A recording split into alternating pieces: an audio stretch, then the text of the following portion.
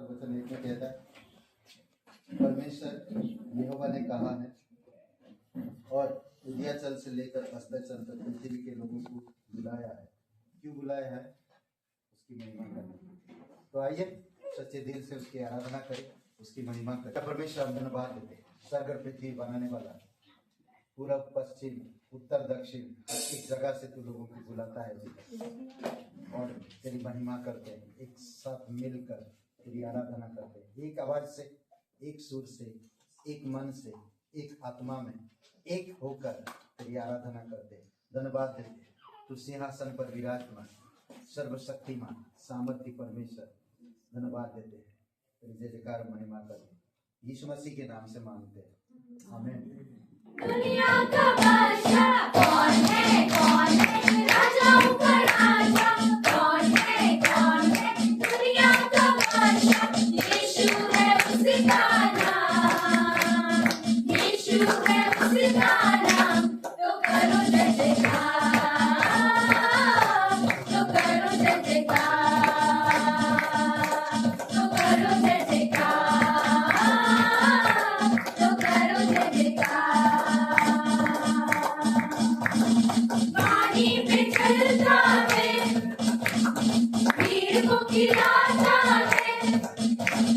पानी पे चलता है, भीड़ को खिलाता है। शैतान भी डरता है यीशु के नाम से। शैतान भी डरता है यीशु के नाम से। कौन है? कौन है? राजाओं का राजा कौन है? कौन है? दुनिया का बादशाह कौन है? कौन है? राजाओं का राजा कौन है? कौन है? दुनिया का बादशाह यीशु है, उसका नाम यीशु है, उसका नाम। तो करो जय जयकार, तो करो जय जयकार, तो करो जय जयकार, तो करो जय जयकार। क्रूस को उठाया है, मौत को हराया है। क्रूस को उठाया है, मौत को हराया है।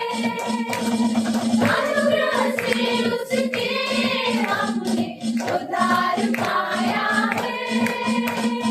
अनुग्रह से उसके हमने उद्धार पाया है।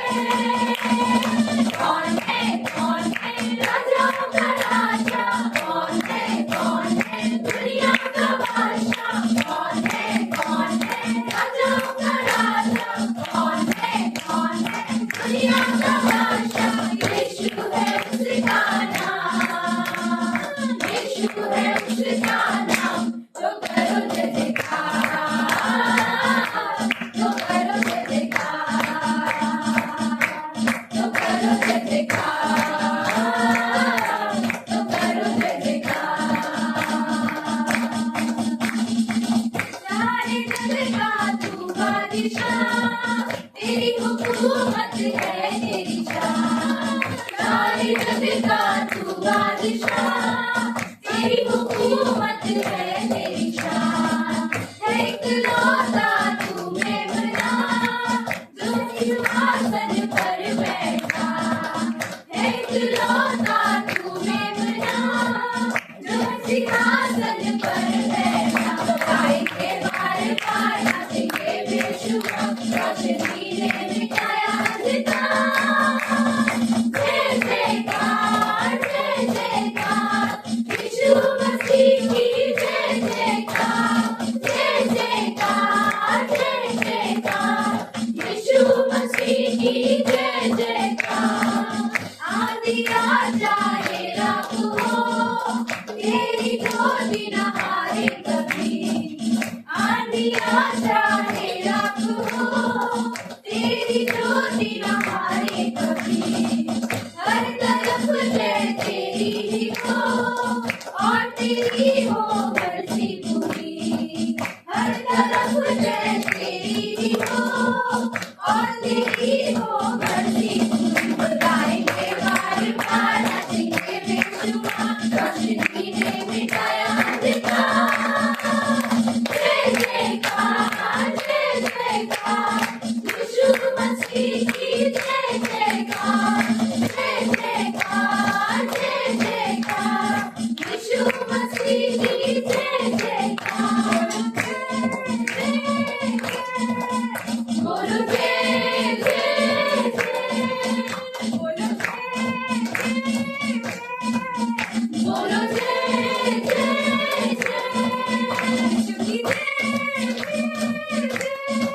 यीशु की जय जय बोलो बोलो जय जय बोलो जय बोलो जय जय बोलो बोलो जय जय यीशु की यीशु की बोलो बोलो जय जयकार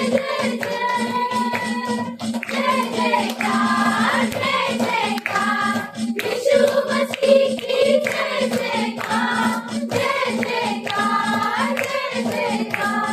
यीशु मसीह की जय जयकार यीशु मसीह की जय जयकार यीशु मसीह की जय जयकार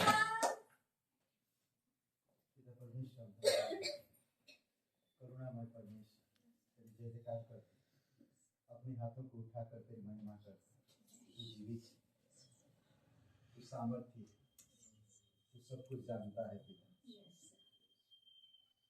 हमारे विश्वास को बढ़ा हमें बल दे आपकी चरित्र स्वभाव में बढ़ने में हमें मदद कर दे धन्यवाद आपकी पवित्र लहू के लिए धन्यवाद आपकी क्रूस के लिए धन्यवाद हमें एक नई जीवन एक आजादी दिया आपने शैतान के अंधकार की साम्राज्य से छुड़ाया मृत्यु से बचाया हमें एक नया जीवन दिया आज हम कह सकते जो कोई तेरे नाम पर विश्वास करते वो स्वतंत्र वो आजाद है धन्यवाद देते प्रभु मैं गाऊं हालेलुया मेरे शत्रुओं के बीच में मैं गाऊं हालेलुया अविश्वास के सामने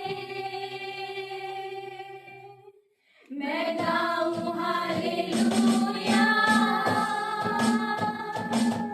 ये धुन मेरा हथियार है मैं गाऊं हालेलुया स्वर्ग मेरे लिए लड़े गाऊं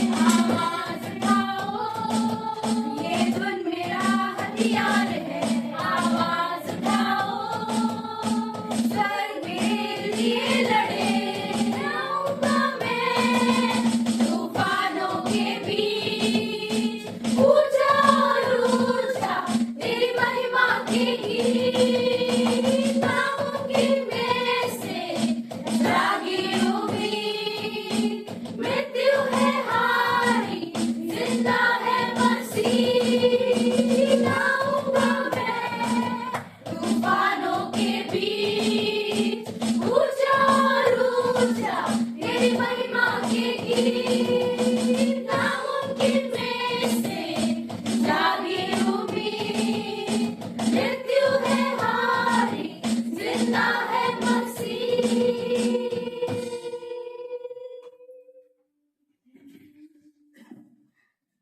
तू ना बदले, जैसा था वैसा ही है, चाहे बदले मेरे हालात। तू करीब मेरे हमेशा ही है, तू जाने मेरी हर बात। से है वादे तेरे, अद्भुत तेरी योजनाएं, मेरे लिए न बदले कभी। से है वादे तेरे, अद्भुत तेरी योजनाएं, मेरे लिए न बदले कभी। पीढ़ी से पीढ़ी तक रोजाना हर वक्त तू वफादार है मेरे प्रभु। पीढ़ी से पीढ़ी तक रोजाना हर वक्त तू वफादार है मेरे प्रभु यीशु।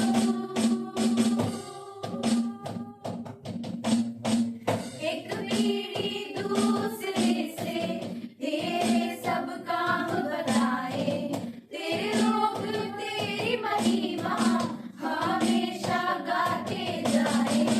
एक पीढ़ी दूसरे से तेरे सब काम बताए, तेरे लोग तेरी महिमा हमेशा गाते जाए।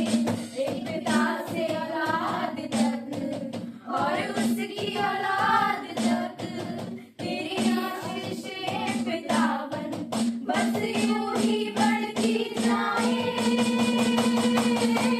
पीढ़ी से पीढ़ी तक रोजाना हर वक्त तू वफादार है मेरे प्रभु।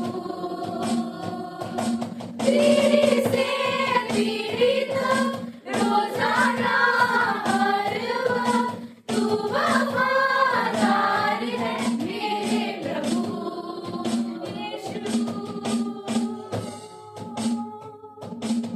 You are God of generations, from generation to generation, Lord you are. Yes you are. You are God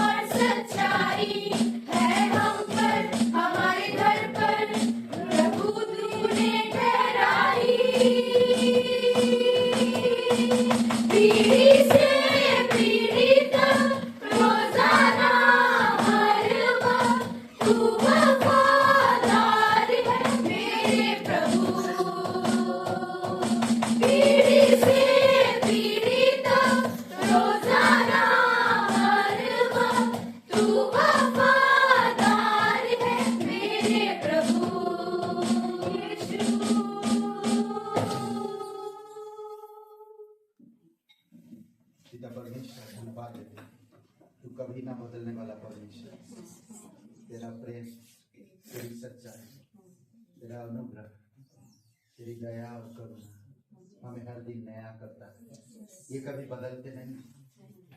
प्रभु यीशु हम धन्यवाद देते हैं, आज तेरी आत्मा के द्वारा हमारे हृदय से बातें कर देते हैं, हमारे कानों को अभिषेक कर प्रभु यीशु, कि हम सुन सके, हम ग्रहण कर सके, आपकी उपस्थिति को समझ सके और आपके साथ चल सके। धन्यवाद देते हैं, प्रत्येक भाई बहन को स्पर्श करो, जो लोग नहीं आए प्रभु यीशु, हम प्रार्थना करते हैं आप उनको निराश होने मत दो, आप उन्हें आत्मा और हृदय से प्रोत्साहन करो प्रभु यीशु। धन्यवाद देते हैं, यीशु नासरी के नाम से मांगते हैं, आमीन। ओके, ग्रेटर ग्रेस कलीसिया में आप सभी का स्वागत है। और हमारे बीच में कोई पहली बार आया है? जी नहीं, जी हाँ, 2 लोग आए हैं, अनंत और आदि और अनंत, आदि और अनंत, आदि और अनंत। ओके, एक शुरू करता है एक अंत करता, क्या एक शुरू करता है तो अंत में जाते हैं। ओके, स्वागत है दोनों का। सो रहे ओके, तो ऐसा इनको बोलना संगति में लाने का, संगति में बढ़ने देने का, सुनते आवाज तो सो के भी सुनते हैं। स्वर्गदूत आकर बोलते ये उठो, वचन सुनो परमेश्वर, स्वर्गदूत सुनाते हैं। अच्छा, धन्यवाद। ओके, साप्ताहिक सूचनाएं कल क्या है? पिकनिक है। ओके, पिकनिक है, पिक लो और निक लो। चलो पिकनिक में कल, ठीक है, पंडित दीनदयाल पार्क। ओके, और खूबसूरत समय होगा 11:30 बजे, 11 से 11:30 बजे आइए। मैं 12 बजे के बाद फोन किसी का नहीं उठाने वाला, आप आओ या ना आओ, मैं तो एंजॉय करने वाला। कितना बजे?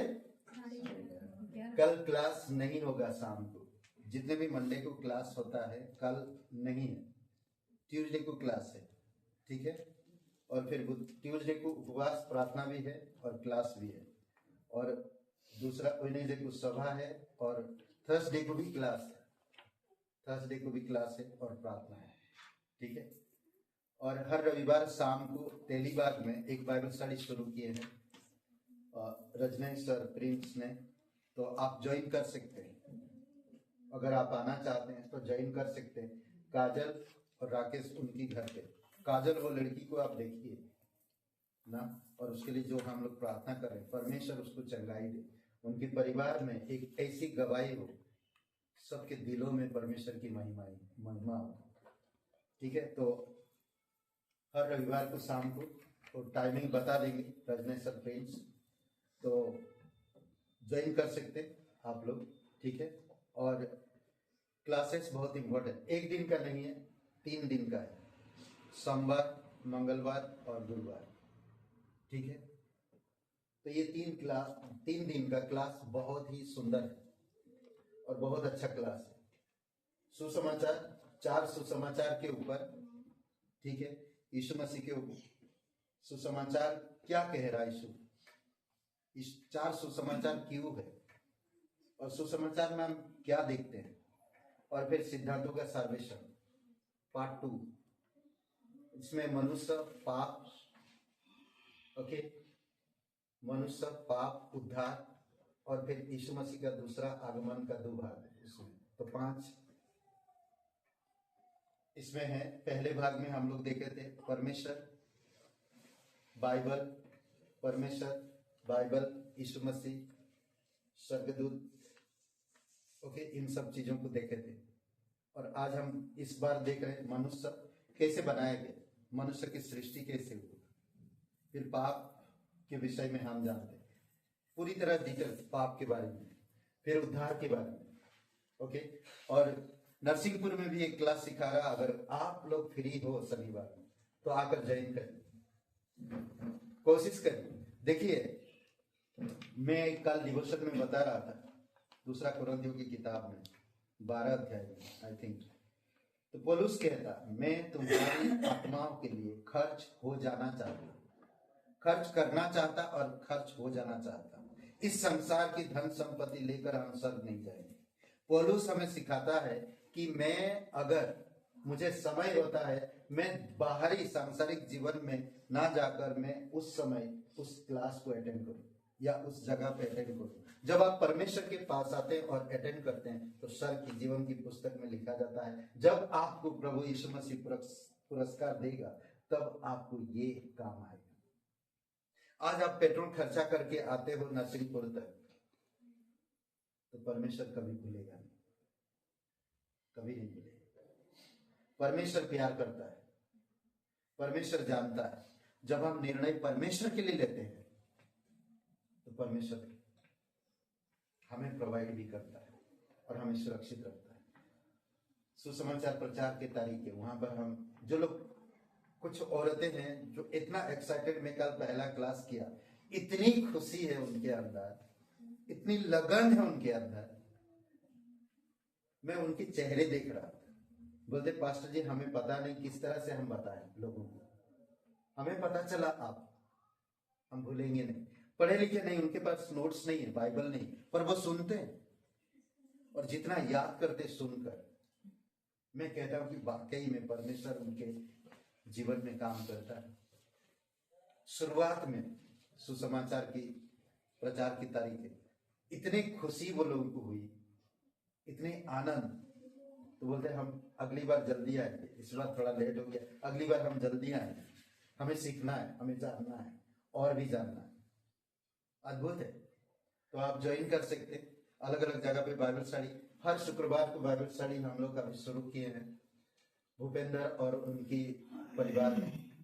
अभी शनिवार को एक बाइबल स्टडी और एक होगा, तो हम बता देंगे, तो शायद बांग्ला बाजार के पास ही होगा, तो हम बता देंगे आपको। तो उसके लिए अगली रविवार का इंतजार करिए, उसके लिए बता देंगे। कई सारी जगह पे हम सीखने के लिए, संगति करने के लिए, कलीसिया आप लोगों को संगति करने के लिए कलीसिया ये सब तैयारी कर रहा, ताकि आप संगति कहीं ना कहीं संगति करें। हम एक बार चले जाते हैं इस रविवार को सुन के, पूरा सप्ताह भर संसार में पड़े रहते। जो सुना भी है बहुत अच्छा, जो सुना भी है वो भी हम भूल जाते हैं। परमेश्वर नहीं चाहता कि हम भूलें, समझ रहे हैं? तो इसीलिए जरूरी है कि हम लोग को समझना। आइए सभा के लिए प्रार्थना करते हैं। ओके, आप सभी लोगों को क्या बोलते हैं, गणतंत्र दिवस की शुभकामनाएं कल है, ठीक है? आइए दुआ करते हैं। पिता, धन्यवाद देते हैं, आपकी स्तुति महिमा करते हैं, हमारे देश के लिए, हमारे शहर के लिए, हमारी राज्य के लिए, हमारे मोहल्ले के लिए धन्यवाद देते हैं। हम जहाँ रहते हैं प्रभु, हम जो करते हैं पिता, तेरी महिमा के लिए प्रत्येक भाई बहन को अभिषेक करो और पवित्र आत्मा के द्वारा तेरी इच्छा अनुसार आप अगुवाई करो। जीवित और पराक्रमी परमेश्वर, सारा आदर सारा गौरव हम तुझे देते प्रभु यीशु। धन्यवाद करते हैं यीशु मसीह के नाम से मांगते हैं, आमीन।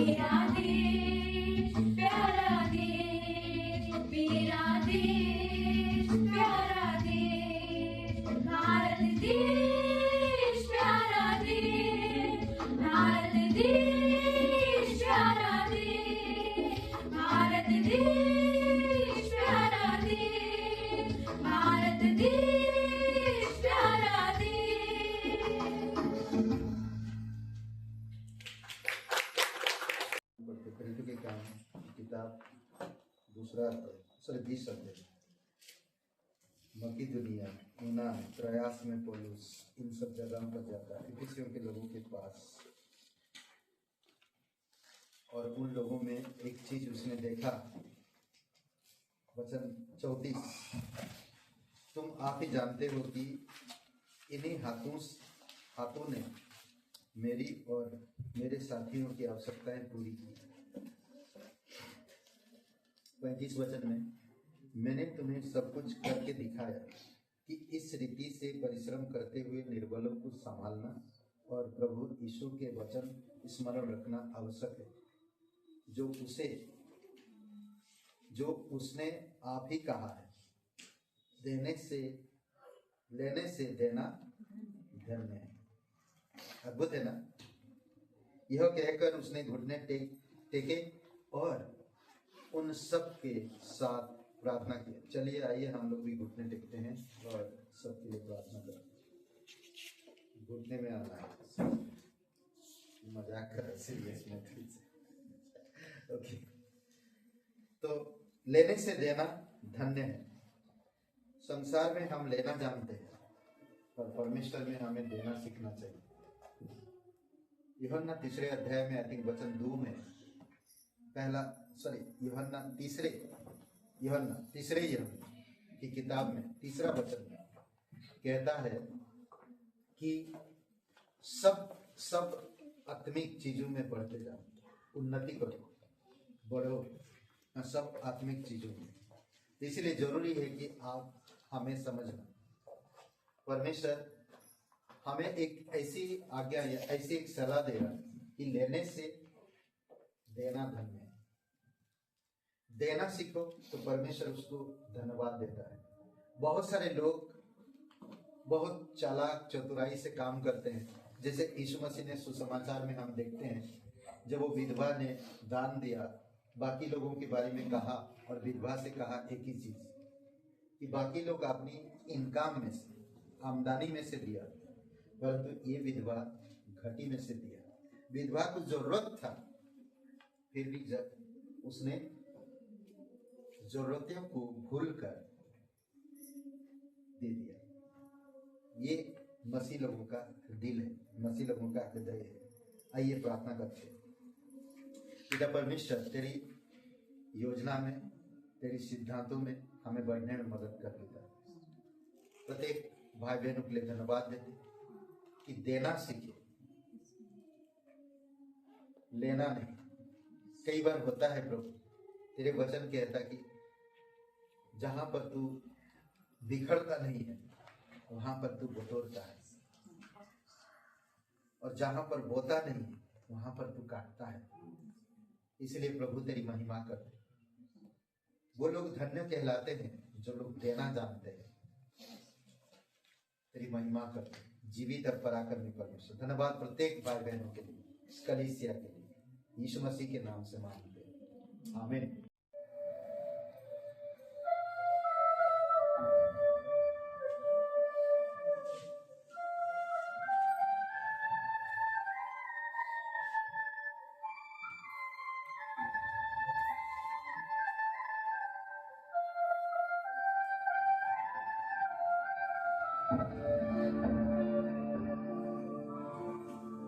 मेरा भारत है महान, मेरा देश मेरी जान, भारत ही मेरी शान, और उस पे मैं कुर्बान, मेरे यीशु से मांगू मैं दुआ मेरे भारत के लिए। सलामत तू इसे रखना, कामना दिल से करता हूँ मैं।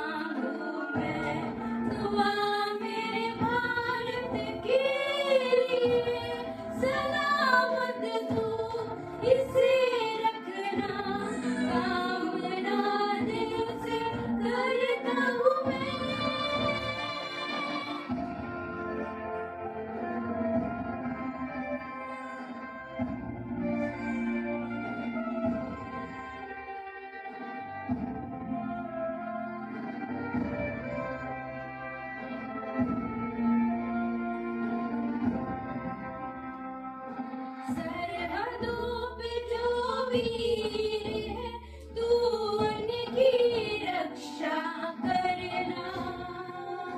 न्याय और कानून की फैसलों में मदद करना। दुश्मन से मेरे देश की हिफाजत तू करना। शांति और अमन से ही एकता में सबको रखना। मेरा भारत महान, मेरा देश मेरी जान। भारत ही मेरी शान और उस पे मैं कुर्बान। मेरे यीशु से मांगू मैं दुआ, मेरे भारत के लिए। सलामत तू इसे रखना, कामना दिल से करता हूँ मैं।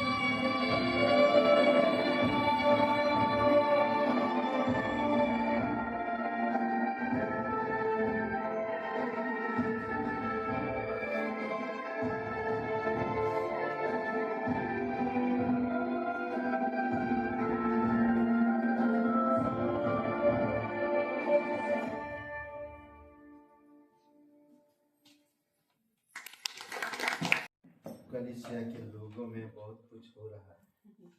2 गाड़ियां आई है, हाँ? और 2026 में तो नहीं, 2025 ओके। आदि और अनंत और 2 गाड़ियां आई है और एक दुल्हन आया है नरसिंहपुर में। अद्भुत है। शिवन की भाभी और 2025 में अनुग्रह 2025 में ना, 2025 में। ओके, छोटी चीज, थोड़ा सा संदेश में जाने से पहले मैं बताना चाहता थोड़ा आप लोगों को, ठीक है? ओके, तो ये है, आप कैसे लग रहा है? हाँ? साफ सुथरा, ठीक है, एकदम। ये है मसीह जीवन, ठीक है। हमारा जो पहले जीवन था ऐसा नहीं था। मैं पहले जीवन को ले आऊंगा, बस थोड़ा एक कुछ चीज, ये मेरे हाथ में कुछ चीजें है। कितना बड़ा दिख रहा है? सिर्फ थोड़ा, दिख भी नहीं रहा, एकदम थोड़ा ही है। और जब मैं इसमें डालूंगा तो वो अलग हो जाएगा, एकदम कलर बदल जाता है। थोड़ा चीज है, दिख भी नहीं रहा, मैं ये रखा थोड़ा चीज है। तो इसमें अगर मैं डालता हूं, देखिए, अगर हमारा जीवन ऐसा है तो शैतान हमारे अंदर थोड़ा कुछ चीजें डालता है, थोड़ा सा, सिर्फ इतना, समझ रहे हैं? फिर धीरे धीरे हम बदल जाते हैं। कुछ अभी लग रहा, दिख रहा, हाँ, बदल गया ना, चेंज हो गया। हम जो थी वो अब हम वो नहीं है, अब हम बदल गए, समझ रहे? अब धीरे धीरे ये कलर में बदल जाता है और पूरी तरह से बदल जाता है, समझ रहे? तो मेरे आज कहने का एक मकसद है और बताने का एक मकसद है, ताकि मैं थोड़ा सा एक्सपेरिमेंट करके दिखाया कि हमारी मसीह जीवन में थोड़ा सा शैतान डालता है। आज जो शीर्षक होगा, छोटी चीजों से बचना। ओके, एक कहानी है। एक किसान रहता था और एक व्यक्ति रहता था और उसके पास एक गधा था। रोज गधे को वो चराता, दिन भर चराता और लाकर बांध देता और बांध के वो बाजार चला जाता, ठीक है। हर दिन ऐसा करता, उसका गधे को देखभाल करता, उसको चराता है, फिर शाम को बांध देता और फिर बाजार जाता। एक दिन किसान ने क्या किया, जब ये गधा मालिक अपने गधे को चरा के लेकर आया, बांध दिया और वो कहाँ चला गया? मार्केट चला गया। तो देखा किसान कि ये मार्केट चला गया, तो उसके पड़ोसी में किसान रहता था और वो गधे को छोड़ दिया और गधा पूरा जमीन बर्बाद कर दिया, खाया चला उसमें पूरा बर्बाद कर दिया। तो किसान भी छोड़ के उसको चला गया था। जब किसान का बीबी ने देखा कि इसका गधा, तो उसके पति को फोन किया कि गधा पूरा जमीन बर्बाद कर दिया है। तो उसने आया किसान को, मतलब गधे मालिक को मार दिया। समझ रहे? गधे मालिक को मार दिया, जान से मार दिया। और फिर गधे मालिक का जो पत्नी था उसके बेटे के साथ जाकर उस किसान के घर को जला दिया, और किसान के बीवी मर गए, उनके बच्चे मर गए, जला दिए पूरा। फिर किसान आकर उसकी बीवी बच्चों को मारने ही जा रहा था, उस गधे के मालिक की बीवी बच्चों को किसान मारने जा रहा था। तो उसके मन में विचार आया कि ये सही नहीं है, ये नहीं करना चाहिए, ये गलत है। तो उसने बोला, शैतान को बोला, ये मेरे से क्या हो रहा था, ये शैतान तू ये क्या कर रहा है? तो शैतान बोला, मैं तो सिर्फ गधे को खोलने के लिए कहा था, मारने के लिए थोड़ी कहा। मारना, पीटना, बर्बाद करना ये तो तुम्हारा ही काम है, मैंने तो सिर्फ कहा था गधे को खोल दे। सोचिए, कई बार आप और मेरे जीवन में भी ऐसा होता है, छोटी सी चीज हमारी मन के अंदर या दिल के अंदर बस जाता है एक के प्रति, तो हम उस चीज में पड़े रहते हैं और हम परमेश्वर की सच्ची चीजों में बढ़ नहीं पाते और समझ नहीं पाते। इसीलिए इन छोटे चीजों को आपके मसीह जीवन से निकालना। छोटी चीजों को समझ रहे, छोटी छोटी चीजें, इन चीजों से बचना है। आप मुझे परमेश्वर ने प्योर कर दिया, मैं उसके पवित्र समाज ना, मैं एक याजक हूं। अपनी बलिदान से, अपने पवित्र लोगों से मुझे मेरे पाप माफ किए, मुझे पूरी तरह से माफ किया, और मैं आज पूरी तरह से सिद्ध हूं। जब मैं सिद्धता में बढ़ रहा हूं तो शैतान को बर्दाश्त नहीं होगा। प्रार्थना करना, क्लासेस में आना, उसको बर्दाश्त नहीं होगा। परमेश्वर में बढ़ना, उसको बर्दाश्त नहीं होगा। अगर आप परमेश्वर से छोड़कर संसार में खुशी बटोर लोगे, अच्छी बात है, होना चाहिए, बट ये आपका ज्यादा दिन का नहीं। शैतान चाहता है कि तुम परमेश्वर में तुम्हें खुशी नहीं मिलेगी, तुम्हें संसार में खुशी मिलेगी। कुछ छोटी छोटी चीजों में हमें ध्यान देने की जरूरत है। ओके, सबसे पहला चीज लोमड़ी, समझ रहे? प्रकाशित वाक्य, सॉरी, श्रेष्ठ गीत 2 अध्याय और वचन 15। श्रेष्ठ गीत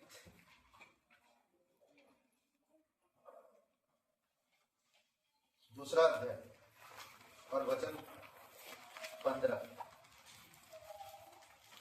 ठीक है, यहां पर देखते हैं हम कुछ बातें करता है। जो छोटी लमड़ियां दाख की बारियों को बिगाड़ती है, उन्हें पकड़ ले, क्योंकि हमारे दाख की बारियों में फूल लगे। समझ रहे हैं?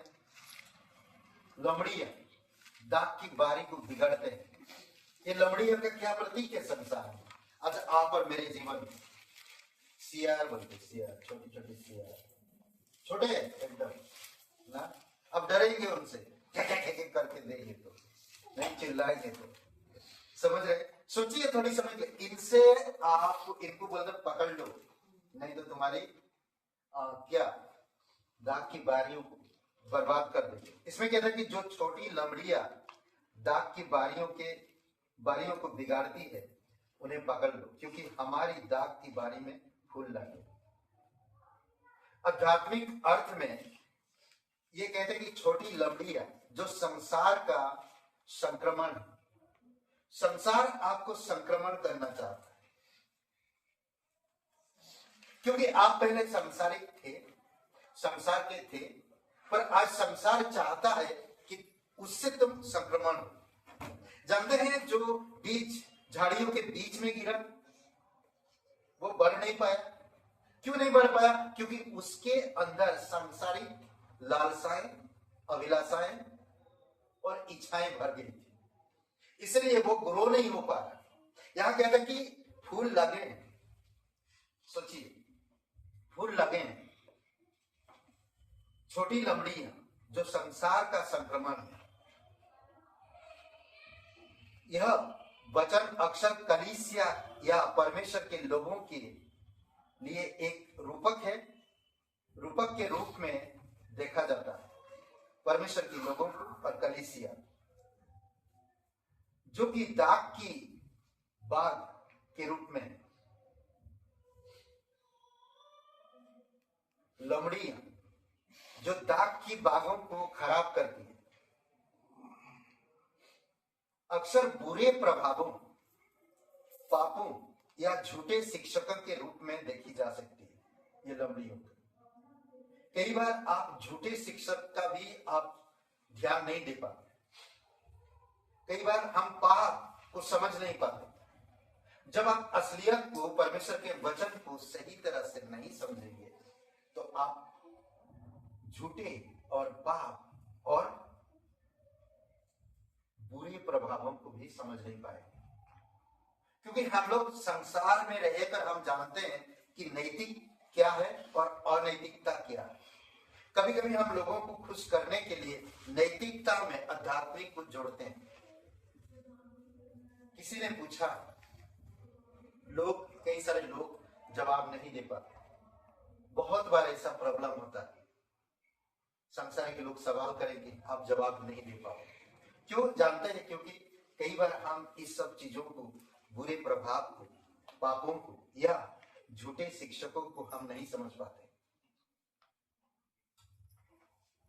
दूसरी बात कह रहा है कि इसमें अक्सर बुरे प्रभावों, पापों या झूठे शिक्षकों के रूप में देखी जाती है जो कलीसिया को नुकसान पहुंचा सकते हैं या कलीसिया में आकर बर्बाद कर सकते हैं कभी कभी।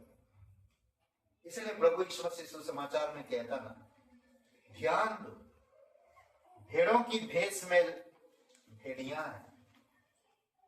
कैसे पहचानो? अगर तुम परमेश्वर के प्रेम को जानते हो, परमेश्वर के सिद्धांतों को जानते हो, परमेश्वर के अनुग्रह को समझते हो, परमेश्वर की इच्छा में चल रहे हो, आत्मा की अगुवाई में हो आप, तो आप समझ पाओगे, ध्यान दे पाओगे। कई बार हम लोग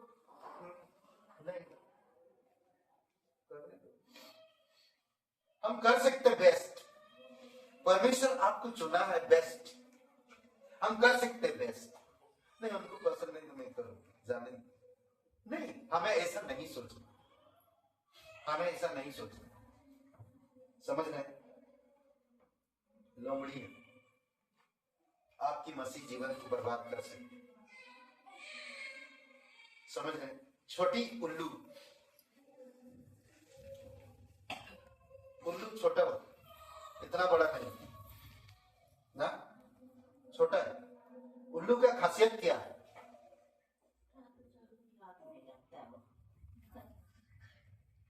रात में जागता है।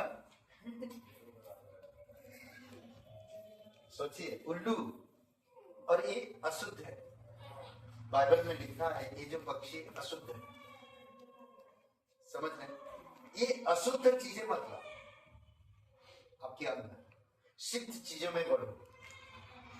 उल्लू का 3 खासियत है। इसमें कहता है कि छोटे उल्लू सांसारिक अनुमान का है। आपको संसार का अनुमान, बहुत ज्ञान है, अनुमान है आप संसार के विषय में, पर आप परमेश्वर की अनुमान में पड़े नहीं। अनुमान कभी कभी अनुमान लगाते नहीं, मुझे लगता है ऐसा हो सकता है। जानते हैं उल्लू कैसे अनुमान लगाता है? आकाश की अंधेरे में 3 उसका खासियत है, बड़ी आंखें, शांत उड़ान, तेज शिकार, एकांतवासी, वो अकेला शिकार करता है। शैतान भी वही चाहता है कि हम अकेले रहें। संगति परमेश्वर चाहता है, समझ? परमेश्वर संगति चाहता है, तो शैतान नहीं चाहता। तो इसीलिए बहुत जरूरी है हमें समझना। उसकी बड़े बड़े आंखें हैं, कभी कभी बड़े बड़े आंखों से आप डरते नहीं? हट जाते हैं। उसमें कहता कि शुद्ध और अशुद्ध के चुनाव करना आपका है। शुद्ध और अशुद्ध इजराइल के लोगों को परमेश्वर ने कहा था, मूसा के द्वारा व्यवस्था दिया गया। अगर आप ले व्यवस्था 11 अध्याय पढ़ते हैं, शुद्ध और अशुद्ध के बारे में चुनाव करने के लिए कहा गया और क्या चीज शुद्ध और क्या चीज अशुद्ध है वो बताता है। उल्लू एक पक्षी है जो अशुद्ध है, समझ रहे हैं? ले व्यवस्था 11:17 में। और भी ऐसे बहुत सारे पक्षी हैं, पर उल्लू एक उन पक्षियों से छोटा है, समझ रहे हैं? बड़ी आंखें हैं उसमें, शांत उड़ान, उसका उड़ान में जो उड़ता है आवाज नहीं होती। अगर आवाज होएगा तो रात के अंधेरा में मालूम है ना, आवाज थोड़ा सा भी होता तो मालूम पड़ जाता, पर उसकी उड़ान में आवाज नहीं, समझ रहे? तेज शिकार, उसका बड़ी बड़ी आंखों से और शांत उड़ान से शिकार बहुत जल्द कर लेता है। और एक बात कहते हैं कि वो किसी टीम के साथ नहीं काम करता, वो सिर्फ एक अकेले में करता है, एकांतवासी बोलते हैं उसको, समझ रहे? छोटा उल्लू, इन चीजों से बोल ना। संसार की अनुमान, कई बार अनुमान हम लगाते हैं, मेरे ख्याल से, मेरे विचार से, हमें नहीं लगाना। हमें पूरी तरह से आध्यात्मिक, यस और नो, हाँ या नहीं, आपको ये करना। मुझे लगता है, मैं सोच रहा था, किंतु परंतु, ये ऐसा मत करो। डायरेक्टली विश्वास में स्थिर रहो, हाँ या ना।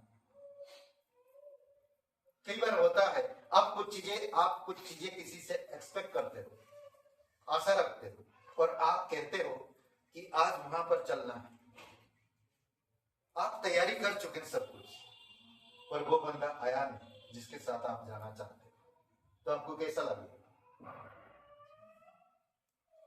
सोचिए। तो कई बार ऐसा होता है, परमेश्वर हमसे कुछ चाहता है और हम कुछ और करते हैं, छोटी छोटी चीजों को हमारे अंदर आने देते हैं और हम परमेश्वर की कार्यों को आगे नहीं बढ़ा पाते, उन चीजों में हम व्यस्त रह जाते हैं। इसीलिए हमें समझने की जरूरत है। छोटी लंबड़ियां जो संसार का संक्रमण है, छोटे उल्लू सांसारिक अनुमान का है, बाल देवता की छोटी पूजा जिसको कहते हैं मूर्ति पूजा, बाल देवता की छोटी पूजा। आहाब के 70 बेटे थे, राजा आहाब के 70 बेटे थे और उसी ने इसका शुरुआत किया। 70 बेटे थे। आहाब के सब कुटुंब बाल पुजारियों को मार डाला गया। यह सब एहू ने किया था। 70 बेटों को, उसके सारे कुटुंब जो बाल पुजारी थे, सबको खत्म कर दिया।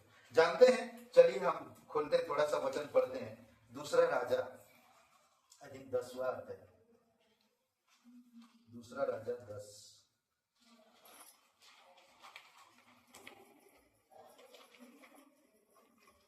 थोड़ा पढ़ते हैं, अच्छा रहेगा। ओके, यहाँ पर इस 10 अध्याय में 3-4 कैटेगरी है जो हम देख सकते हैं। कहते हैं कि आहाब के राज परिवार का संहार, उसके 70 बेटे परिवार का पूरी तरह से संहार किया गया। फिर राजा अजइहा के कुटुंबियों का वध। फिर कहते हैं कि आहाब के अन्य कुटुंबियों का वध, बाल के पुजारियों का वध।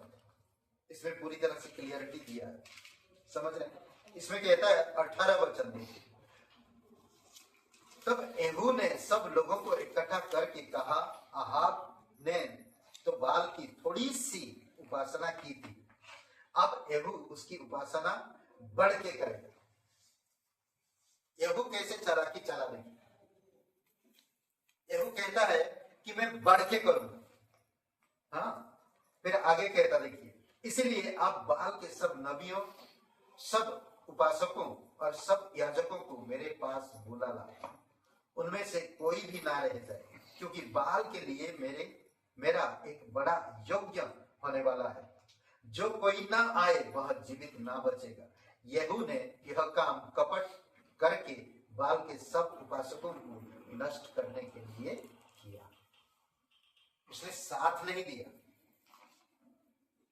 उसने उन्हें उन्हीं की शब्दों में बात किया, उन्हीं की शब्दों में, यहू ने उन्हीं की शब्दों में बात किया।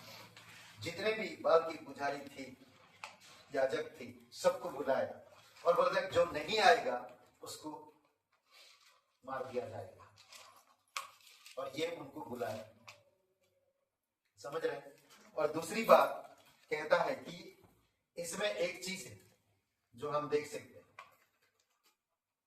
तो उसने इसमें कहता है कि कपट के साथ उनको बुलाया, पर एक बड़ी चालाकी के साथ उनकी भाषा में उनको बुलाया, और जब इकट्ठा हुए सबको वो खत्म कर दिया।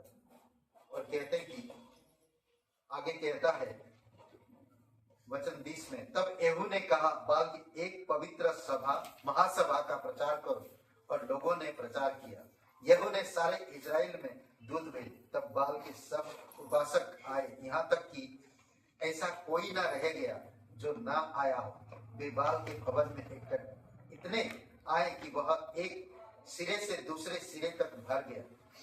तब उसने उन मनुष्य से जो वस्त्र के घर का अधिकारी था कहा, बाल के सब उपासकों के लिए वस्त्र निकाल ले आ। अतः वह उनके लिए वस्त्र निकाल ले आया। तब यहू ने रेकाब के पुत्र यहोनादाब को संग लेकर बाल के भवन में गया और बाल के उपासकों से कहा, ढूंढ कर देखो कि यहाँ तुम्हारे संग यहोवा का कोई उपासक तो नहीं है, केवल बाल ही के उपासक है।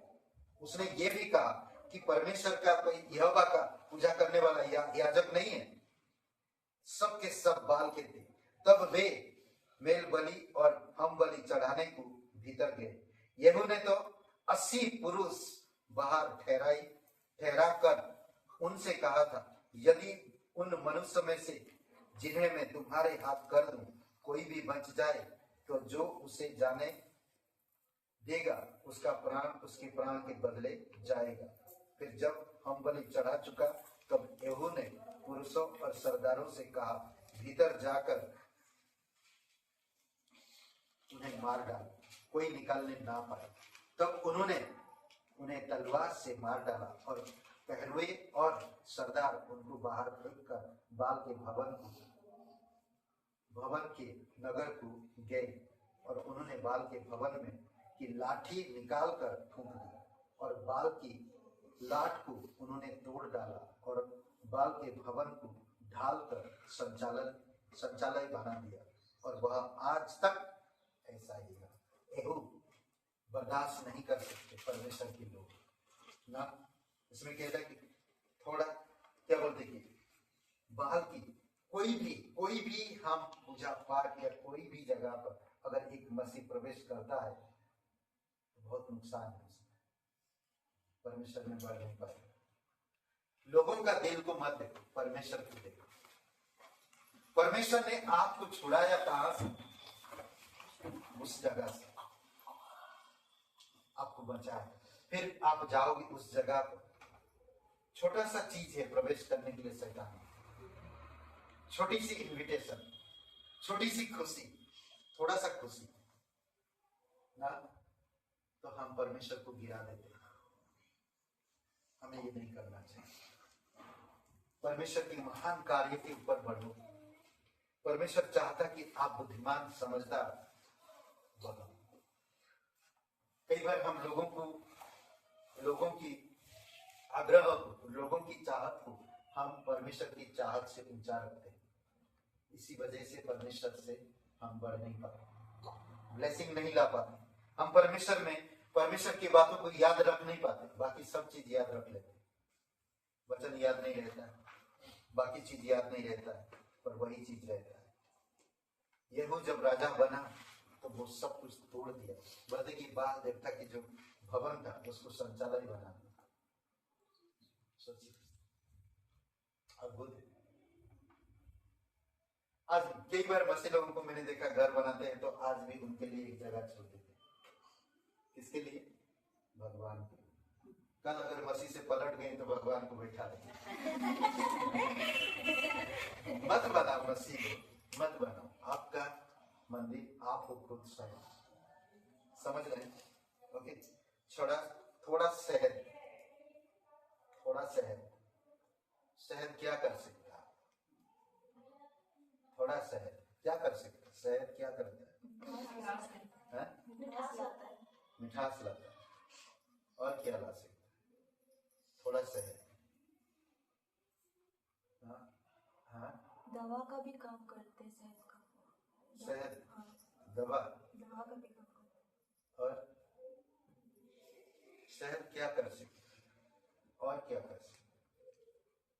घुरो मत मुझे, बताओ क्या कर सकता है? शहद, शहद जानते हैं ना? क्या है?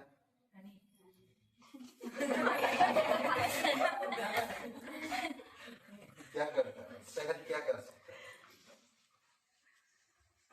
शहद एक चीज कर सकता है, संतोषी जी।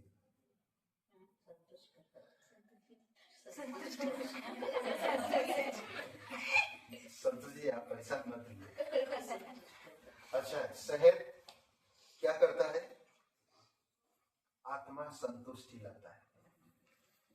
परमेश्वर का वचन शहद है, समझ रहे? परमेश्वर का वचन शहद है और परमेश्वर आपके अंदर शहद लाना चाहता है, आपको आत्म संतुष्टि देना चाहता है। पर हम कहाँ ढूंढ रहे हैं आत्म संतुष्टि? समझ रहे? एक वचन पढ़ते, दूसरा राजा 4 अध्याय। इसमें दो दो दो बातें हैं जो थोड़ी सी चीज खुशी ले आता है। ये एलिसा के समय की है, जब एलिसा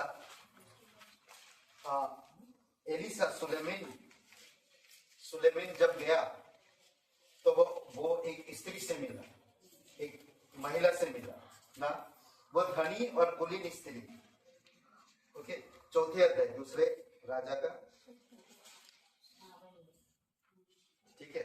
और एक ऐसे स्त्री से मिला जब सुलेमान स्त्री से, तो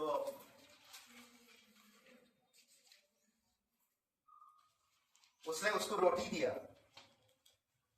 बोलते ना कि उसने उसको रोटी दिया। वचन 29 पढ़ते हैं, तब एलिसा ने गेहजी से कहा, 28 पढ़ते, 25 से पढ़ते, तो वह चलते चलते कर्मेल पर्वत को परमेश्वर के भक्त के निकट पहुंचे। इसमें उस स्त्री के ऊपर देखते हैं, इस स्त्री के बात में कैसे उसके लड़के को जीवनदान मिला था। इस स्त्री ने एलिसा को मदद की थी और ये समझदार स्त्री थी, एक कुलीन स्त्री, एक धनवान स्त्री थी। ओके, और 29 वचन पढ़ते डायरेक्ट 28, तब वह कहने लगी, क्या मैंने अपने प्रभु से पुत्र का वर मांगा था? क्या मैंने ना कहा था कि मुझे धोखा ना दे? तब एलिसा ने गेहजी से कहा, अपनी कमर बांध और मेरी छड़ी हाथ में लेकर चला जा। मार्ग में यदि कोई तुझे मिले तो उसका कुशल ना पूछना, और कोई तेरा कुशल पूछे तो उसको उत्तर ना देना, और मेरी छड़ी उस लड़के के मुंह पर रख देना। वो लड़का बीमार था। तब लड़के की मां ने एलिसा से कहा, यहोवा के और तेरे जीवन की शपथ, मैं तुझे ना छोड़ूंगी। इसीलिए वह उठकर उसके पीछे चला। वो कहा था पर वो औरत नहीं मानी, बोलता तुम चलो। उनसे पहले पहुंचकर गेहजी ने छड़ी को उस लड़के के मुंह पर रखा, परंतु कोई शब्द ना सुन पड़ा। और ना उनमें कोई हरकत हुई। तो वह एलिसा से मिलने को लौट आया और उसको बदला दिया, लड़का नहीं जगा।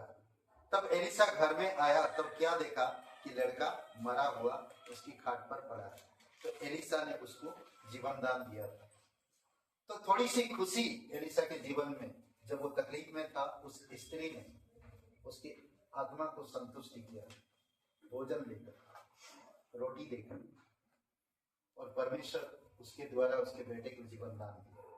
और उसी अध्याय में ही एक जगह पर, यहाँ पर एलिसा में 2 और आश्चर्य कर्म किए थे। यहाँ पर एक था कि वो लोग खाना बनाए, पर उस खाने में जहर हो गया, खाना जहर हो गया। ऐसा कोई पौधा था जो उसमें डाल दिया तो जहर बन गया था। तो वचन 43 में कहता है, उसके टेरवे ने कहा, क्या मैं 100 मनुष्य के सामने इतनी रख दूं? उसने कहा, लोगों को दे दे कि खाए, क्योंकि यहोवा यह कहता है, उनके खाने के बाद कुछ बच भी जाएगा। ये रोटी की टोकरी बच गया था, वहां पर जहर का भी, जो जहर बन गया था खाना, सब्जी, तो उसको ठीक किया था। थोड़ा सा मैदा मिला ना, खाना स्वादिष्ट बन गया, और रोटी भी थोड़ा था, और सबके सब खाए। कभी कभी परमेश्वर बोलते हैं कि सब लोगों को संतुष्टि कैसे किया? 5 रोटी 2 मछली से 5000 लोगों को संतुष्टि किया, भोजन खिला। अद्भुत है, अद्भुत काम करता परमेश्वर। तो इसीलिए हमें कभी भी परमेश्वर के प्रेम, आत्मा की अगुवाई में या परमेश्वर के सिद्धांतों में बढ़ना चाहिए। परमेश्वर की गहराई, परमेश्वर को गहराई से समझने की जरूरत है। भरोसा, परमेश्वर के साथ चलना, परमेश्वर के वचनों में बने रहना, ये सारी चीजों में हमें ध्यान देने की जरूरत है। जब हम इन चीजों में ध्यान देते हैं तो परमेश्वर हमें ब्लेसिंग करता है, और कैसे करेगा हमें भी नहीं मालूम। सोचिए कि वो स्त्री की लड़का जब मरने पर था, मर गया था, समझ बचा नहीं बीमारी से, पर थोड़ा सा परमेश्वर के लोगों को हेल्प किया, और फिर उसको वही इंसान उसके लड़की को जिंदा किया। अद्भुत छोटी छोटी चीजें हैं जो हमारे लिए बहुत बड़ा काम करता है। समझ रहे हैं? छोटी सी नींद आपको कंगाल बना सकती है, जानते हैं क्या नहीं? ये तो बहुत फेवरेट वचन है ना, छोटी सी नींद। चलिए खुलते हैं नीति वचन का 6वां अध्याय। नींद आपको बहुत तकलीफ ला सकता है आपके जीवन में। वचन 6 से 11 में हम देखते हैं, हे आलसी, चिट्ठियों के पास जा, उनके काम पर ध्यान दे और बुद्धिमान हो जाए। आलसी को कहता है, जानते हैं आलसी कौन होते? ज्यादा जो सोते हैं, जो अपने काम में ध्यान नहीं रहता। तो इसीलिए उनको उठाकर जगाकर कहता है कि हे आलसी, चिट्ठियों के पास जा और उनके काम पर ध्यान दे और तो बुद्धिमान। समझ में नहीं आता परमेश्वर ऐसा क्यों कहता है। छोटी सी चीटी आलसी को भेजता है, आलसी व्यक्ति, आलसी इंसान जा कहता चीटी के पास ना, और उनसे उनके काम को देख और बुद्धिमान हो जाए। परमेश्वर क्या सिखाना चाहता? कभी कुम्हार के पास किसी को भेज देता नहीं। सोचिए, मूसा को कहता अब तो देख, परेशान मत हो, तो उनको जाकर कहे परमेश्वर की उधर खड़े खड़े देखो नहीं। छोटी छोटी चीजें। मूसा, तेरे हाथ में जो लाठी है, लाठी क्या कर सकता है? लाठी है, उसको पानी में डुबा, टच कर और दुभाग हो जाए समुद्र, और हो गया, अब निकलो। छोटी सी चीज, करेक्ट? छोटी सी नींद, आलसी की झपकी, ये आलसी की झपकी, और थोड़ा झपक लो और थोड़ा सो लो। अरे रुको, थोड़ा और सो लो। अरे मम्मी रुको ना, उठ रहे नहीं। उनके ना तो कोई न्यायी होता है, किनको देखने के लिए बोल रहा? चीटी को।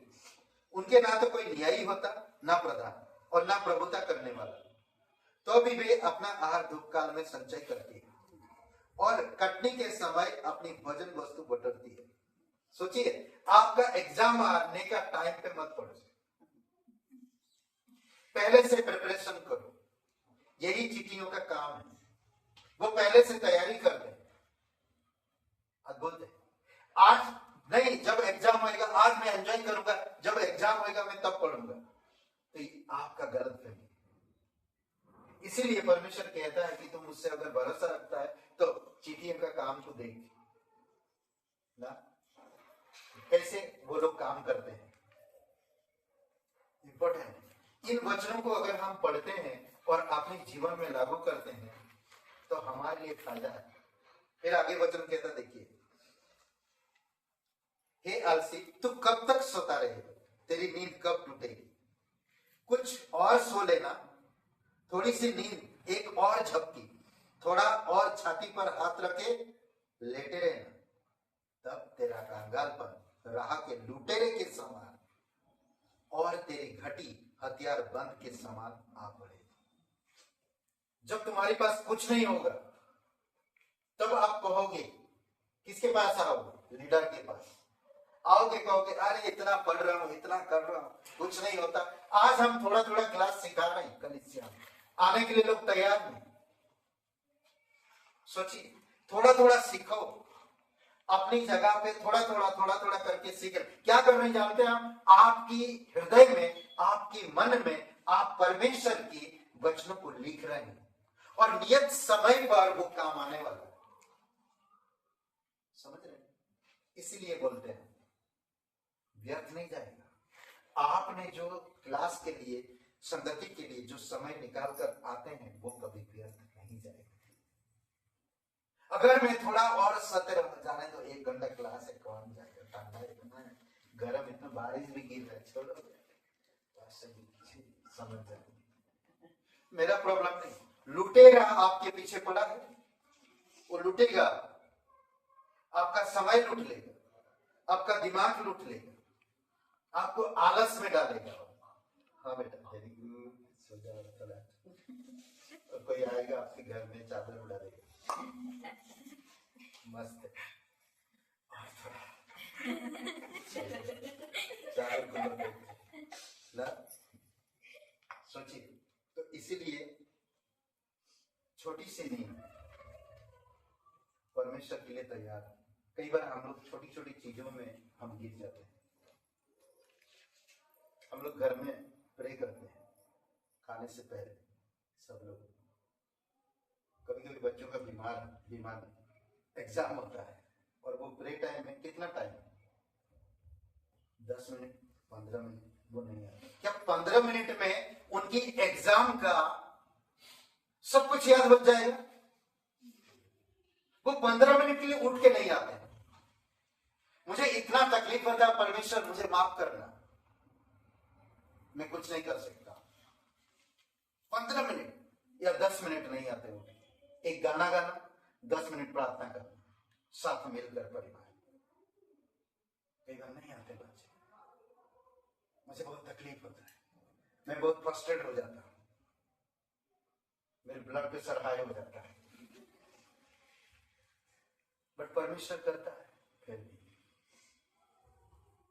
मैं पहले से तैयार नहीं करता हूं, और जब एग्जाम सर पे है तब ना प्रार्थना में अटेंड कर रहा हूं, ना बाइबल पढ़ पा रहा हूं, ना मैं संगति कर पा रहा हूं। क्यों? उस समय मुझे पढ़ना है, मैं पहले से तैयारी नहीं की। तो इसीलिए परमेश्वर कहता है कि जागते रहो, जब जो चीज मिलता है उस समय आनंद लेकर तैयारी करो। जागते रहो, तैयारी करो, प्रार्थना करते रहो। इसीलिए बोलता है इंपॉर्टेंट, समझ रहे? लुटेरे को प्रवेश होने मत दो। छोटी छोटी चीजें हैं, आप ध्यान दो। परमेश्वर आपसे प्यार करता है, परमेश्वर आपको जानता है। मजाक मस्ती अपनी जगह पे है, पर जब हम परमेश्वर के लिए हम तैयार रहना चाहिए। समझ रहे? बंद करने से पहले 2 पॉइंट और। थोड़ा सा खमीर, ये दुष्टता का प्रतीक है, दुष्टता का। थोड़ा सा खमीर, पहला कुरिन्थियों का। पौलुस क्या कहता देखिए यहां पर, 2 कुरिन्थियों का 5 अध्याय। ओके, थोड़ा सा छोटा खमीर जानते हैं? खमीर क्या चीज है? सोडा, सोडा जैसा ही होता है, मिलाते फुल्का फुल्का बनाते हैं ना, सोडा जैसा है, मिला दे तो सारे में फैल जाता है। दूसरा कुरानी को 5।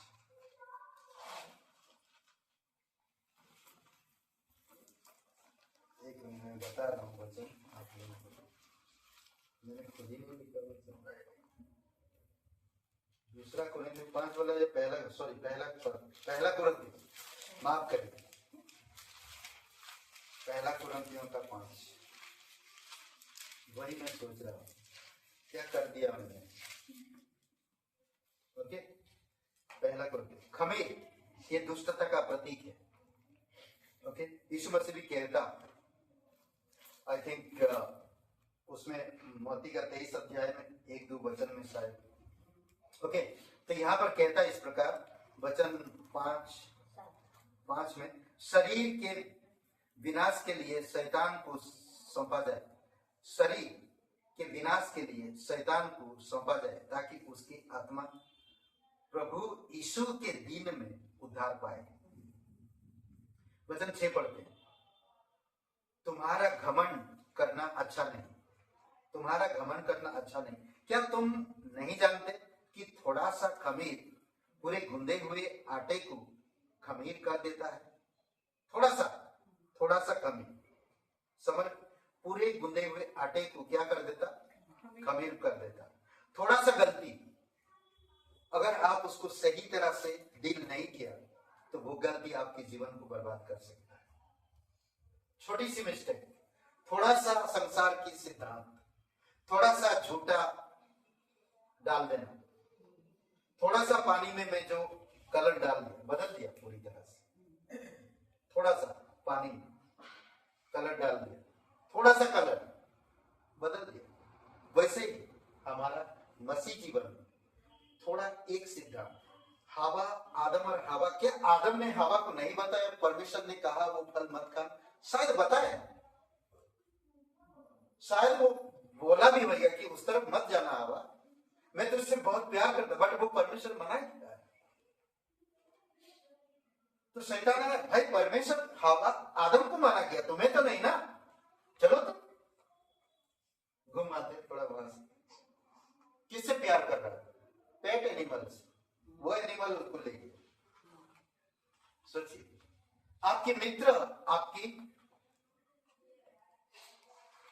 सिद्धांत से हटा सकते हैं, परमेश्वर की बुलाहट से तंग करा सकते हैं। छोटी सी शब्द आपका कॉलिंग ना, पवित्र बात आत्मा हेल्प करता है ना। प्रेरितों के काम 13:3 बोलते हैं ना, वो कॉलिंग है पवित्र आत्मा, आपको कॉल दिया है आप परमेश्वर ने, इंपॉर्टेंट है। थोड़ा सा गलतियों का 5 और वचन 6 पढ़िए कोई एक जन, 5 और 9, सॉरी गलतियों का 5 का 9। थोड़ा सा खमीर सारे गूंथे हुए आटे को खमीर कर डालता है, और खमीर कर डालता, वही शब्द लिखा। थोड़ा सा गलती ना, थोड़ा सा मिस्टेक, छोटी सी भूल आपके जीवन को बर्बाद कर सकता है। तो इसीलिए सावधान रहो ना। आदम की बगीचा से आदम और हवा को निकाल दिए, क्यों? क्योंकि परमेश्वर की बातें नहीं सुना। मत्ती का 23 अध्याय,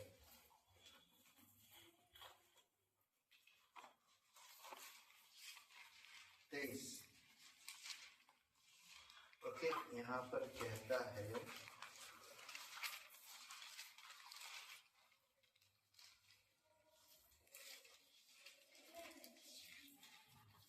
तब यीशु ने भीड़ से और अपने चेलों से कहा, शास्त्री और फरीसी मूसा की गली पर बैठते, इसीलिए वे तुमसे जो कुछ कहे वो करना पर और मानना, परंतु उनके काम मत करना, क्योंकि वे कहते तो है पर करते नहीं, समझ नहीं। और एक बातें बोलता है कि कहाँ पर है वो वचन, उनकी खमीर से दूर रहना, मतलब उनकी दुष्टता से तुम्हें दूर रहने के लिए कहता है। सर यहाँ पर नहीं, और कहीं मुझे याद नहीं आ रहा।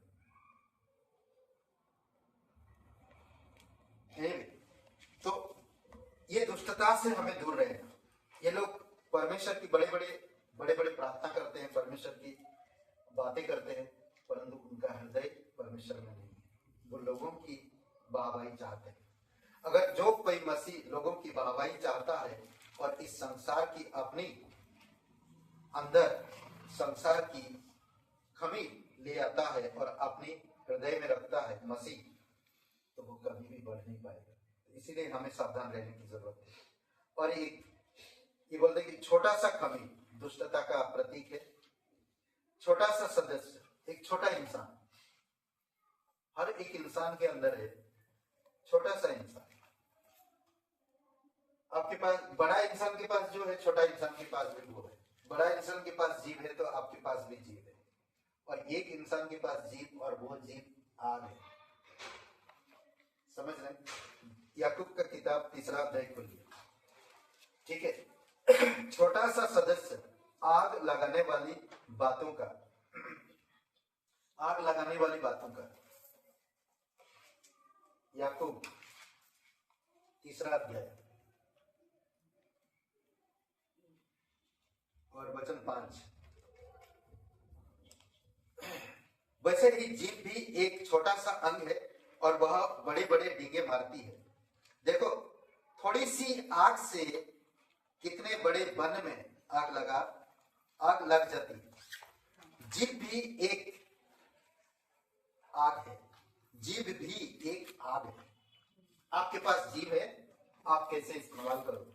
एक छोटा इंसान का कहने का मतलब अशिक्षित इंसान अपने जीभ का काबू में नहीं रख सकता। एक मूर्ख इंसान, एक अधर्मी इंसान अपनी जीभ को काबू में नहीं रखता। जीभ में नीति वचन कहता है, आपकी जीभ में मृत्यु और जीवन दोनों रहते हैं। समझ रहे? आग लगा सकता है। आगे कहता है, जीभ हमारे अंगों में अधर्म का एक लोक है। समझ रहे? अधर्म का जीभ हमारी अंगों का एक लोक है। ओके?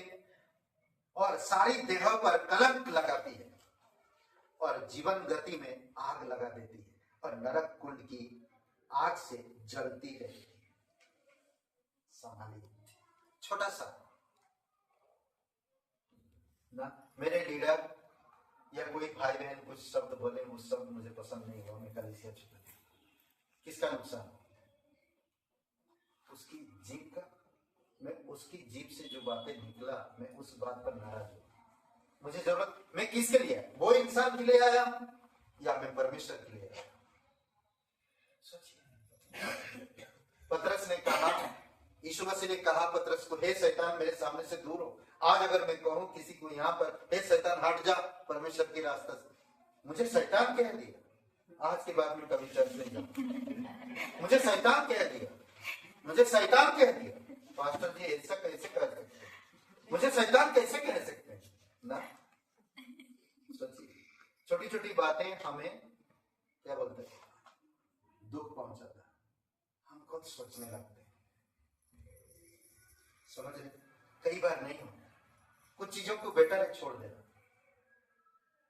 उन चीजों को छोड़ दो, सोचो मत उसके बारे में। कुछ कारण होगा, कहा यीशु मसीह अपने कार्य पतरस को क्यों कहा यीशु मसीह? क्योंकि वो बाधा डाल रहा है। समझ रहे?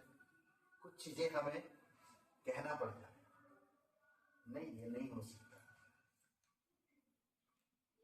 समझ रहे? छोटा सा सदस्य आग लगाने वाली बातों का है। कौन सी बातें सही है, कौन सी बातें, कई बार बता, सामने वाला जैसा बोलता है हमें भी वैसा बोलना पड़ता है, करना पड़ता है। ग्रेस दोगे तो ग्रेस मिलेगा। नहीं, अगर मैं बोल रहा हूं दया, तो मुझे काटने में क्या मिलेगा? दया ही मिलेगा। अगर मैं बोल रहा हूं कंकर, तो काटने में क्या मिलेगा? अगर मेरा हृदय को मैं क्या बोलते सीमेंट का बना के रखा हूं दिल को, तो दूसरे का हृदय को भी वही समझूंगा ना, करेक्ट? तो कंकड़ मतलब सीमेंट वाला दिल से क्या निकलेगा? कंकड़ वाला दिल, कंकड़ में जब चीज गिरता मतलब सीमेंट की क्या बोलते हैं उसको, वो जो नहीं ये रास्ता बनता है ना सीमेंट वाला, कौन क्या बोलते हैं उसको? आरसीसी अरे यार डामर वाला नहीं, जो दूसरा सीमेंट वाला रास्ता बनता है उसको आरसीसी बोलते हैं उसको। आरसीसी रास्ता बोलते हैं। आरसीसी बोलते हैं, क्या बोलते हैं? वही सीमेंट वाला रास्ता में आप अगर डामर वाला रास्ता में कुछ चीज गिर जाएगा तो शायद बचेगा, पर अगर आरसीसी वाला रास्ते में गिर जाता है तो क्या होगा? कुछ तो फर्क होगा ना, वो कंकड़ी होते, कंकड़ होते हैं उसमें। कुछ तो होगा ना। अगर मेरे दिल को मैं सीमेंट वाला रास्ता बना के रखा हूँ, पत्थर भर के रखा हूँ, तो मैं सभी का दिल को वही समझूंगा, पत्थर दिल, उसका भी पत्थर दिल, सब पत्थर दिल नहीं। और जब मैं बातें करूंगा पत्थर फेंक रहा, पत्थर फेंक रहा हूं पूरा, जब जाएगा बात। अगर मैं परमेश्वर ने मेरे दिल को बदल दिया, पत्थर का दिल हटा के मांस का दिल बना, तो मैं वैसे सोचूंगा। और परमेश्वर ने मुझे अनुग्रह दिया, आत्मा के द्वारा अनुग्रह दो, दया की बातें करो, अनुग्रह भरी बातें करो ना। तो इसीलिए बहुत इंपॉर्टेंट, छोटी छोटी चीजों को हटाओ, छोटी छोटी चीजें हटाओ, ये बहुत नुकसान पहुंचाता है। जानते हैं अभी जयप्रकाश जी ने फोन किया, मैं बोला कहाँ जयप्रकाश जी ठीक हो? बोलते बाल तोड़ निकला है, क्या बताएं पास्टर जी, बहुत परेशान कर दिया। बोलते ऑफिस में ऐसा रख करके बैठते हैं। सोचिए क्या करे, वो छोटा है मगर वो पूरा शरीर को कंट्रोल कर दिया। कभी कभी हमारा जीवन भी वैसा ही होता है, बोलते चलने में, और समझ सकते हैं इसके बारे में। सोचिए, जानते हैं आपकी चेहरा बहुत खूबसूरत है, एक पिंपल बड़ा निकल है, बेकार कर देते, समझ रहे, बेकार कर देते चेहरे को पूरा। परमेश्वर भी हमें खूबसूरत बनाता, पर हम एक पिंपल ले लेते हैं संसार से, नहीं तो बर्बाद कर देता है, एकदम खराब कर देता है। तो छोटी छोटी चीजें कई बार हमारे अंदर बहुत भयंकर काम करता है, तो उन चीजों को हटा दीजिए। लमड़ी बर्बाद कर रखी फसल, झूठी शिक्षा आज ना बहुत सारे जगह पर फैली हुई, समझना बहुत मुश्किल है। इसीलिए सच्चाई को जानो, परमेश्वर के अनुग्रह को समझो, यीशु के जीवन को देखो, कलीसिया जीवन जियो, छोटे नहीं बड़े चीज लाएगा परमेश्वर आपके जीवन ना। आइए प्रार्थना करते हैं। पवित्र महान सर्वशक्तिमान परमेश्वर पिता, धन्यवाद देते, राजाओं का राजा तो प्रभुओं का प्रभु, जीवित और पराक्रमी परमेश्वर, सारा आदर सारा गौरव हम तुझे देते हैं। कोई भाई बहन नहीं जानते अनंत जीवन पाने के लिए क्या करना। हम पापी होने के कारण हम अनंत जीवन के बारे में सोचते नहीं, पर परमेश्वर प्रेमी है, आपको मुझे अनंत जीवन देने के लिए आप और मुझसे प्रेम किया, परंतु हमारी पापों से घृणा किया। हम पापी होने के कारण हम परमेश्वर की महिमा को, अनंत जीवन को, उसकी प्रेम को नहीं समझ पाते, परंतु परमेश्वर की प्रेम, जब हम गुनहगार थे, जब हम बुरे थे, जब हम पापी थे, उसने प्रेम किया और अपने पुत्र को दे दिया। प्रभु यीशु मसीह हमारे गुनाह को दंड नहीं दिया, हमारे गुनाहों के कारण हमें दंड नहीं दिया, परंतु हमारी गुनाहों का दंड वो स्वयं उठा लिया, क्रूस पर भर दिया और कब्र में गया और तीसरे दिन जी उठा। जो इस बात पर यकीन करता है कि मैं एक पापी इंसान हूँ, मैं खुद को बचा नहीं सकता, तो परमेश्वर उसको माफ करेगा। अगर आप विश्वास करना चाहते तो मेरे साथ ही प्रार्थना करिए। आप अनंत जीवन पाना चाहते हैं, उद्धार पाना चाहते हैं, परमेश्वर आपके पत्थर दिल को निकाल कर मांस वाला दिल दे, आत्मा नया बनाए, तो आज अभी इसी समय मेरे साथ आप ये प्रार्थना कर सकते हैं। कहिए, आंखें बंद करिए, सबकी आंखें बंद है और सबकी सर झुकी हुई है, और दिल से मन से ये प्रार्थना करिए। कहिए, हे ईश्वर, मैं जानता मैं एक पापी हूं, मैं खुद को नहीं बचा सकता, मैं धन्यवाद देता तू मेरे पापों के लिए क्रूस पर बलिदान हुआ। हे यीशु, मुझे माफ कर दीजिए, मेरे दिल में आइए। मैं तन मन से विश्वास करता हूँ तेरे बलिदान पर, तेरे गाड़े जाने पर, तेरे जी उठने पर। तू मेरा उद्धार करता है, तू मेरा मुक्ति करता है। पवित्र परमेश्वर का इकलौता बेटा यीशु नासरी, धन्यवाद देता हूँ यीशु के नाम से, आमीन।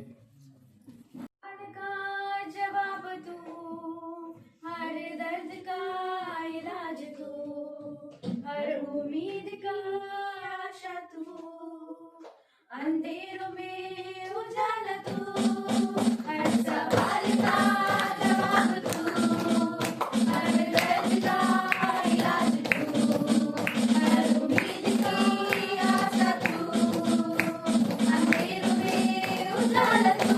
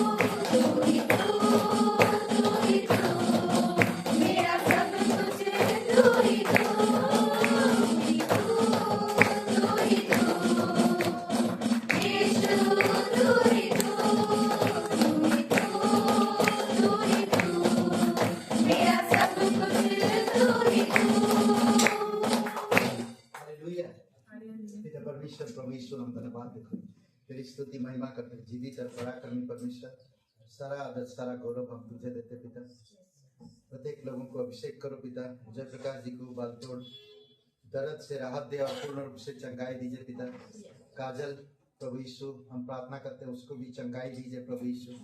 तेरे वचन सुने, तेरी महिमा करे, एक दिन उस परिवार में तेरी बहुत बड़ी गवाह हो सके पिता। हम प्रार्थना करते हैं, धन्यवाद देते हैं। अंजलि प्रभु उससे भी छूना और परफेक्ट करना प्रभु यीशु, नॉर्मल कंडीशन में लेकर आना।